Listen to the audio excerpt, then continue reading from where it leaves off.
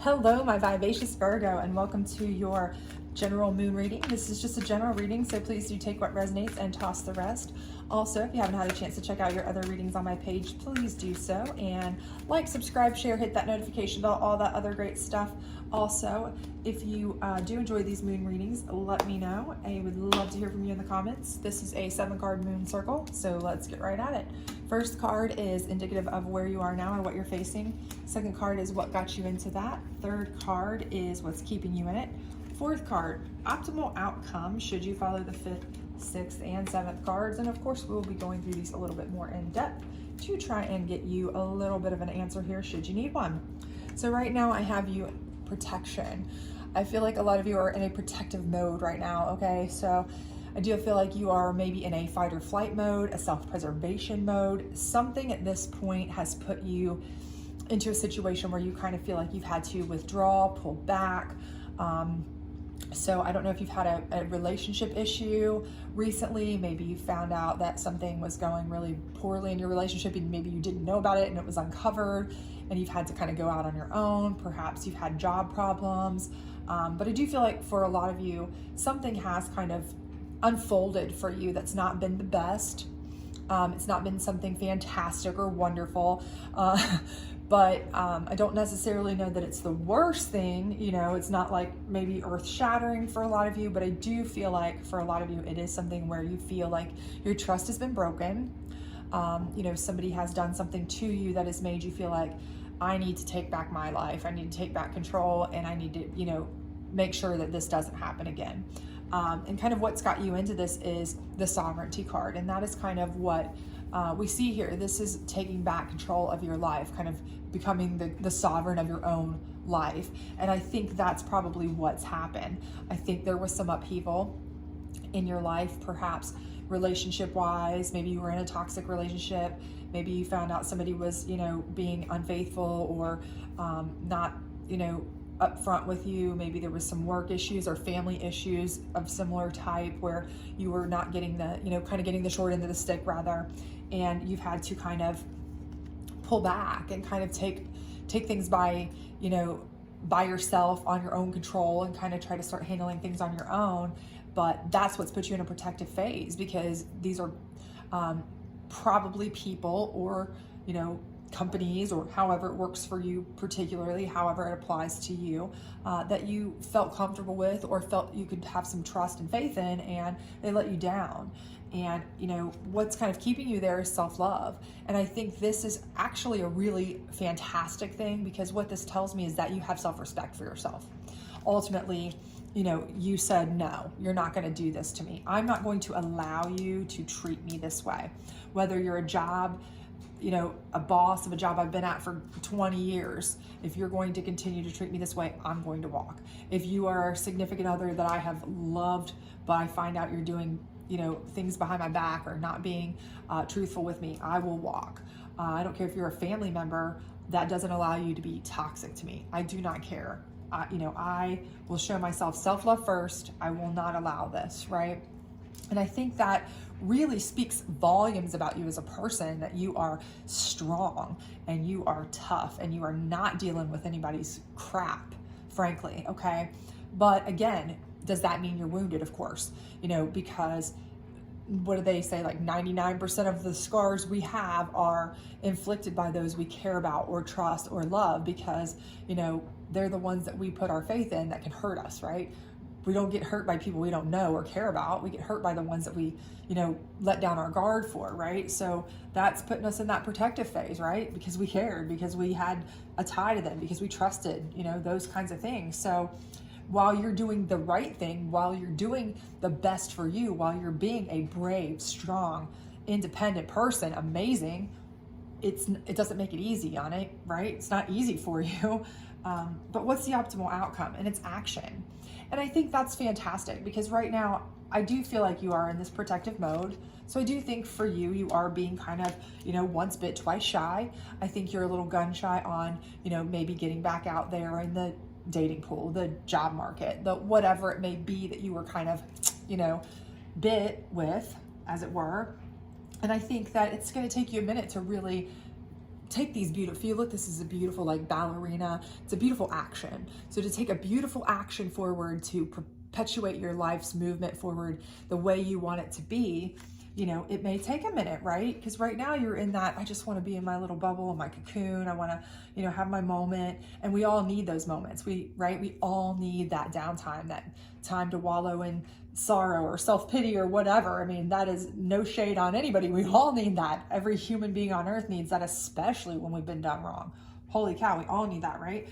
But the optimal outcome here is that you're going to, you know, eventually step up and say, okay, enough's enough, done all that, move on, right? And I have no doubt about that, because you've already shown that you're not one to be, you know, messed with. You're not going to take somebody walking all over you. So I have no doubt about that. But what are the steps to get there? You probably already know these, because you've already taken the first one, obviously, by saying no more, right? And taking back your sovereignty anyway. But the first thing is resistance. And I think the big one with resistance here is that it's just resistance to really and truly deal with anybody's, you know, mouth. I think there's a lot of people who come with a lot of opinions anytime you get in a situation like this. You need to just shut them out, you know, focus on you. People can be the most kind meaning. They can say the nicest things in their mind, but does it help? No. Sometimes it just takes time, right? Time heals all wounds, they say. Whether that's true or not, I don't know. But, you know, sometimes it just takes time. So if people are trying to genuinely be kind to you, help you, give you their, you know, wonderful pieces of advice and whatnot, resist the urge to tell them off. That's number one. But number two, I think the main thing with resistance is, for a lot of you, you are probably going to have those jobs come back to you, those people come back to you, those friends or family come back to you, and they may come back with very, very insincere apologies or offers, or, you know, whatever it may be. Just resist the urge to, one, get drawn into that, okay? You don't want drawn into that in any way. You don't want to be drawn down to their level as far as drama. So you don't want to be yelling and screaming at them, fighting with them. Don't allow them to goad you into that. Don't allow them to gaslight you into that. Stay away from them. But also certainly do not allow them to draw you back in with some, you know, really insincere apologies or things like that, okay? And I think you know this. I think you are obviously strong enough, smart enough, really self-loving enough to respect yourself enough to know, you know, shame on, you know, fool me once, shame on you, fool me twice, shame on me. I think you understand that portion. But I do think just, you know, the thing here is that people will try to, you know, goad you into things. They will try to, especially if you're in a divorce situation or you're in a, you know, let's say it's you left a job because, and they won't give you a good reference, you know, things like that, those kinds of, you know, things, or family members are talking bad about your friends or talking behind your back about you because they know they were wrong, but they want to make you look like the bad person and they're trying to draw you in. You know, a lot of times, just take the high ground, right? Sure, you could tell your side of the story. Sure, you could always, you know, tell the truth and let everybody know what they're really about, what they really did. But in the end, people are going to believe what they want to believe. So just resist the urge to even get involved, right? Just be better, be graceful, be better, move on. You'll be better off in the long run. Cut ties if possible. That's going to be the healthiest for you, right? And then hunger, right? And this is important for you because this is where, when you start to get your hunger back, right? Start thinking about what it is you want to do.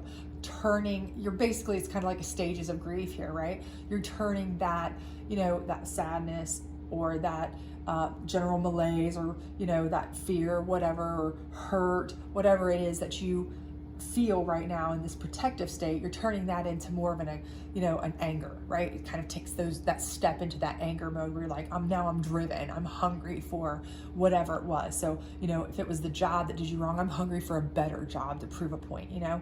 I'm hungry for somebody else who is going to treat me better than the last one did. I'm hungry for friends who don't talk about me behind my back, whatever it may be that you know, particularly suits your specific situation. Allow that hunger to guide you, right? In a positive way, because, you know, again, we don't want to, sadness, disappointment, insecurity, protective phase, all that is human nature, right? We all deserve that moment. We all have that moment. We all need that moment when we've been done wrong, right? But we don't want to live in it, right? We want to be able to move on, and channeling this into a hunger and a drive is a much healthier thing to do, and it will allow us to really get our back in the flow, right? Back into getting ourselves out there to where we can start assessing what we need. Okay, what is it we want to do? What do we need, and what don't we need? Which is, I feel like, more important for you, right? Because this may be the first time, or it may be the 51st time, who knows? But whatever it is, every time we go through a hardship, right, we learn a lesson. That's, it kind of sucks, of course, we need to do that to learn a lesson, but we do, or we should at least learn a lesson from it, right? So whatever you've gone through here, that you've had to take back your sovereignty, you've had to kind of feel like you've been done wrong, you've had to kind of flex your self-love and say no more, you need to assess that, okay? What was it about that person, or that job, or that friend, or that family member? What did they do? What should you have seen? What could you have noticed? What this time should you do differently, or could you do differently? And I'm not saying that in the way that any of it was your fault. I don't mean it in that way at all. So don't ever think that, okay? Do not ever say, oh my gosh, what could I have done differently to change them? That is not what I mean. But what I mean is, what could you have maybe noticed as a red flag, right? So that you avoid that kind of person in your life going forward, right? Like maybe there was a red flag you noticed but kind of looked away. A lot of times we turn blind eyes to things when we really care about someone. We turn blind eyes to people we love. We turn blind eyes to jobs because we really see a future at the job, or we put so much time into it and we don't want to have to start over, or they're a family member, so we allow their toxicity to kind of go under the radar and we turn a blind eye because, well, it's family, right? So what I'm saying with what could you have done differently is probably better said, what could you have noticed that maybe could have made you run differently, or notice something that will help you assess someone or something in a way that you will know whether it's a good fit for you or something that you want to avoid that could possibly lead to this situation again. I think that's a better way to say it. So because I definitely don't want you to ever think that you could have done something to change the way they did you. That is not at all what I mean. So if that's what you took from that, sorry, did not mean that way anyway. But once you've assessed what you need, what you don't want to get yourself into, and what you do want to pursue, then you will be ready to take the action, okay? And this is going to be a fantastic action. It's going to be a beautiful action.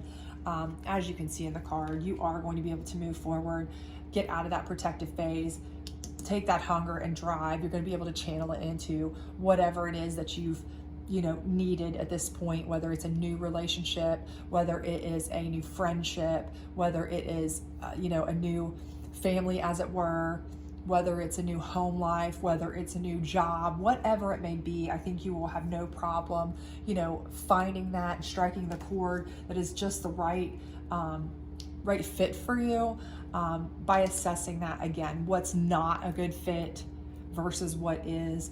And I think that's going to be what's going to be perfect for you in the end.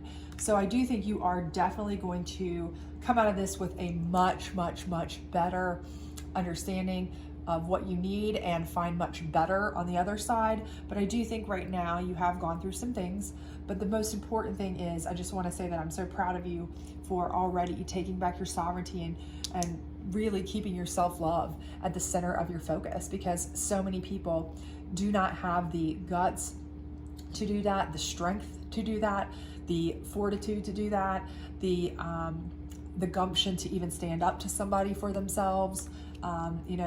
And no shade to them, because I've been in that position where I was just, I didn't feel like I could walk away. And you, I feel like have. And I feel like the rest of this is just going to be easy, cheesy, lemon squeezy for you. So that's awesome. And I think you're going to do amazing things. So hopefully this resonated with you. If it did, please do like, subscribe, share, all that other great stuff. And I hope to see you back soon. Bye.